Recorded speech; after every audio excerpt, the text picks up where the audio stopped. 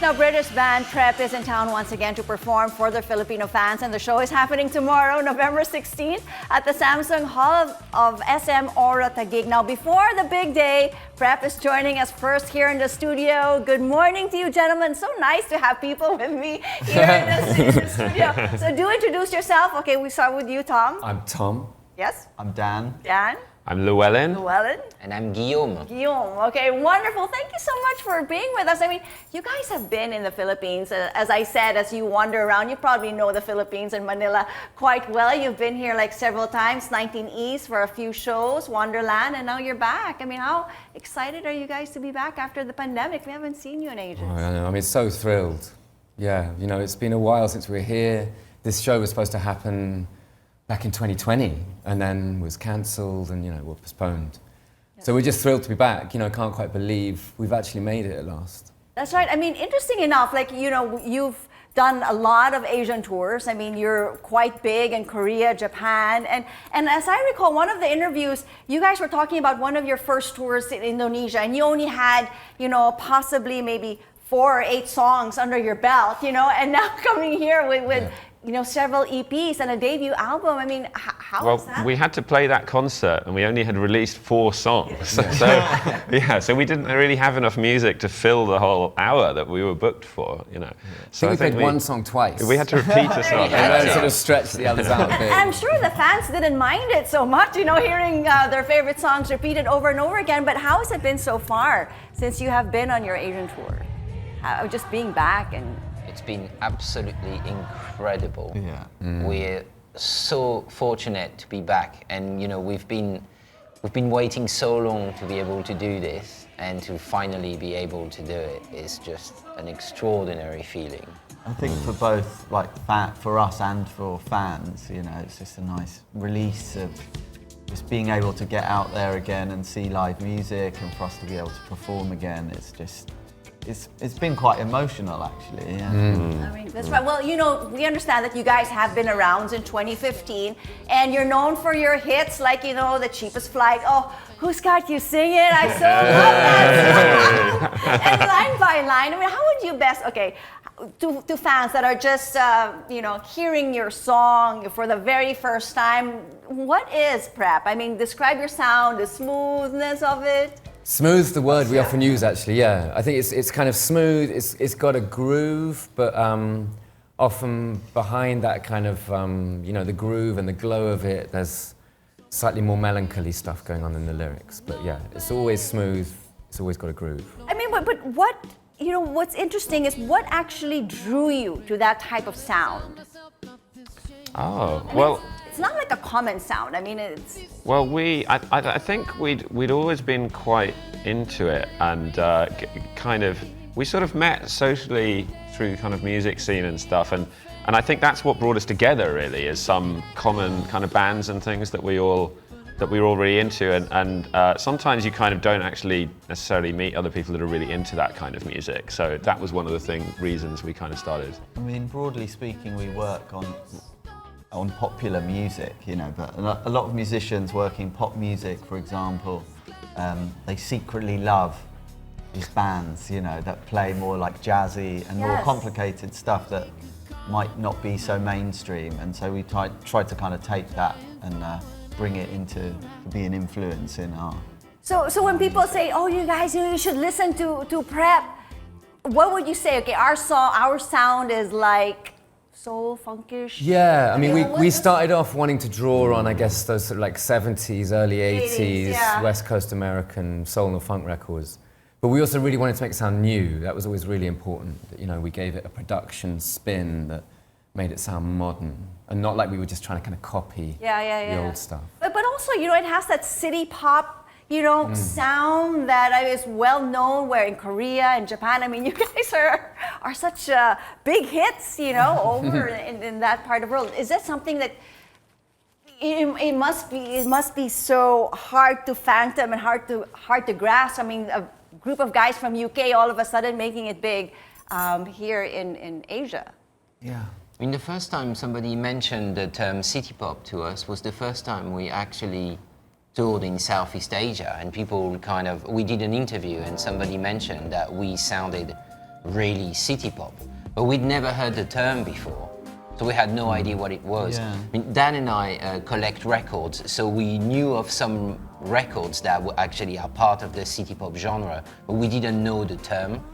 So then we became aware of this gigantic music scene, and it's true that some of the sounds from the 70s and 80s sounded not totally dissimilar to what we tried to do. It's kind of an accident, really. We're just making a kind of music that we like, and coincidentally sort of seemed to remind people of city pop, which is really fashionable, you know, with young people discovering it on YouTube and stuff like that. So.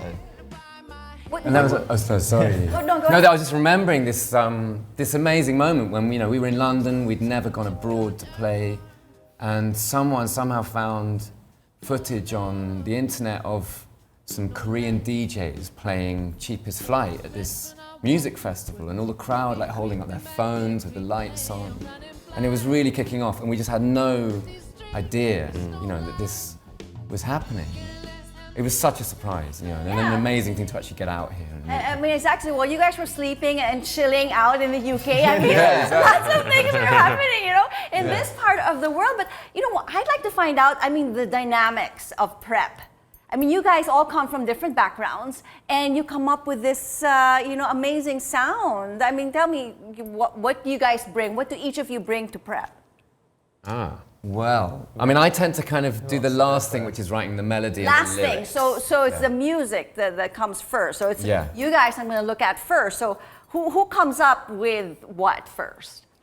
So you're the first guy. You started out. But I would say that in general, what tends to happen at the moment is that the three of us, or possibly Llywelyn and I, will write demos, which are very simple, and we'll then present them to Dan.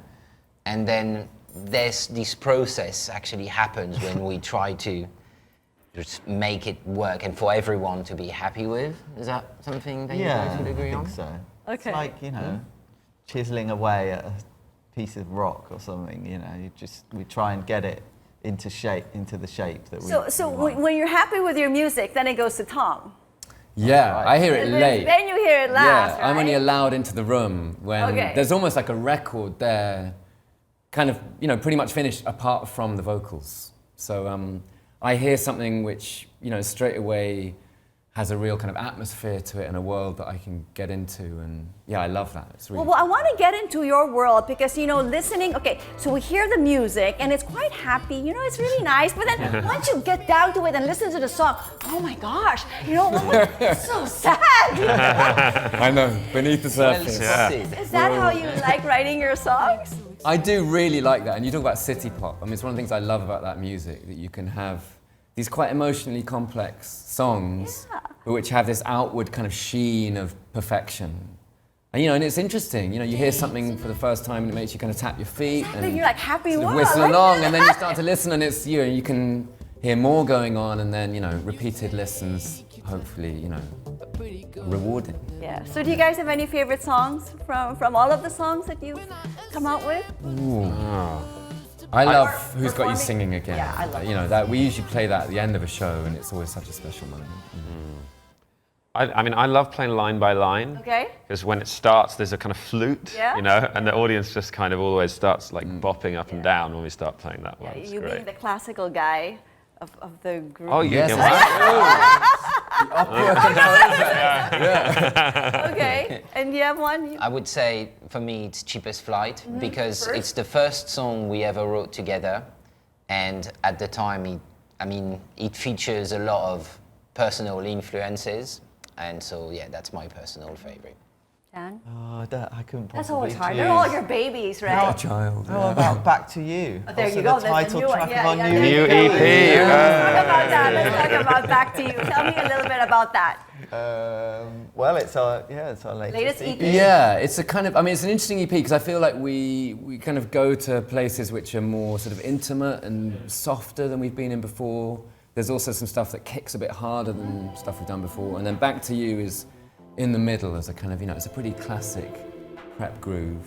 And, it's a song about relationships and love and the associated complexities and all of that. But There you go. Okay, so let's talk about your concert. Show happening tomorrow at the Samsung. The songs that the fans can expect, and what are you most looking forward in terms of your Filipino fans? I mean, definitely it's going to be the singing. Because I tell you, the Filipino singing is just the best in any country. Loud. Yeah, it's so loud. Sometimes you can't even hear the music, because it's so loud. Yeah. We've never experienced something like this anywhere else. It's not just the choruses, it's the verses, it's the solos, it's pretty much the entire song. It's extraordinary. So it's something that's only unique in the Philippines. I would think maybe like in Korea, I mean, you'd get the similar experience. People sing everywhere, but I think if we're going to take a decibel reading, Philippines might win. Philippines win. There you go. We're so psyched. Okay. So do invite your fans. There you go. Do invite your fans to come out and watch your show tomorrow. And what can we expect also in the future? Another album or? Yeah, we're straight back in the studio when we get back off tour. So more music next year. Okay, so concert tomorrow? Yes. Well, thank you so much for spending time with us here on New Day, and we hope that you guys get out of Manila. See some more of the country. There you go. So it's out there. So, okay, we flashed it briefly on the screen. Thank you so much for joining us here on New Day. All the best to you guys. Thanks so much. Thank you very for having much. us. Thank you.